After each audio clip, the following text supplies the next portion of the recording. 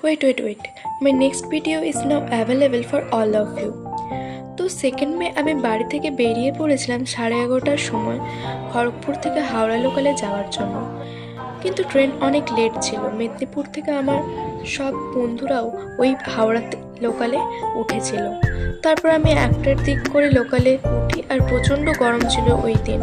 ট্রেনে ladies compartment ভিড় বেশি না হওয়ায় আমরা হয়তো কমফোর্টেবলভাবে হাওড়াতে পৌঁছতে পেরেছিলাম।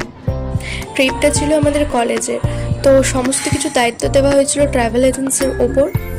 তো তারা আমাদের সার্ভিস দিয়েছিল শিয়ালদা স্টেশন থেকে। তো আমরা হাওড়াতে পৌঁছে যাই ঠিক 4টে সাড়ে 4টার সময়, আর শিয়ালদা যাওয়ার জন্য সেখান থেকে বাস ধরে নিই। প্রচণ্ড রোদ ছিল, তো আমরা বাসে উঠে যাই। আর আমি তো অনেক দিন পরে এই গঙ্গা নদী দেখলাম। শিয়ালদা যেতে বেশিক্ষণ টাইম লাগেনি। তো যাই হোক, তারপর আমরা শিয়ালদা স্টেশনে যাই, আর সেখান থেকেই ট্রাভেল এজেন্সির সমস্ত ম্যানেজমেন্ট শুরু হয়। যারা আমাদের ট্রাভেল এজেন্সি ছিলেন তারা কিন্তু আমাদের ওয়েটিং রুমের কোনো অ্যারেঞ্জ করেননি। তো আমরা নিজেরাই ওয়েটিং রুমের জন্য দাঁড়িয়েছিলাম।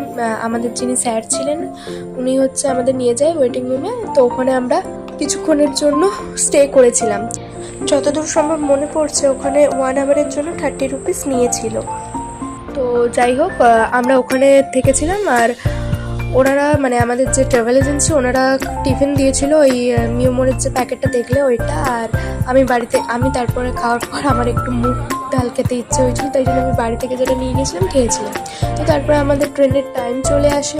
কিছুক্ষণ ওয়েট করার পর আমরা কাঞ্চনকন্যা এক্সপ্রেসে ঠিক 8:30টার সময় ছাড়ার কথা ছিল। তার আগে আমরা ট্রেনে উঠে যাই, আর কিছুক্ষণ পরেই চলে আসে আমাদের ডিনারের প্যাক। ট্রেনে ওঠার সময় অনেকটাই সমস্যা হয়েছিল, কারণ করিডোরের যে স্পেসটা ছিল অনেকটাই ছোট ছিল।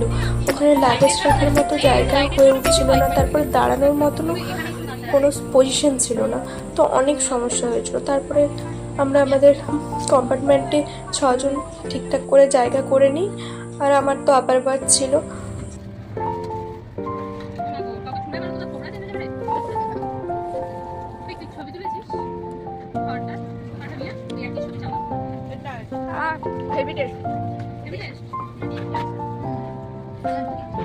সুরজি ক্যান্টিনের চিকেন দেখেছে, টেস্টি লাগবে কিন্তু সত্যি অবভিয়াসলি টেস্টি। খাবারের রিভিউ তো দিয়েই দিলাম, আর সন্দেশটা খেয়ে নিলাম।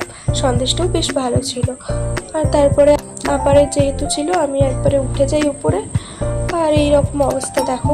তারপরে লাইট অফ হয়ে গেল। তো ট্রেন ট্রাভেলটা এইভাবেই সুন্দর হয়েছিল। তো আজকের মতো এইটুকু। Upcoming video is waiting for your attention. তো টাটা।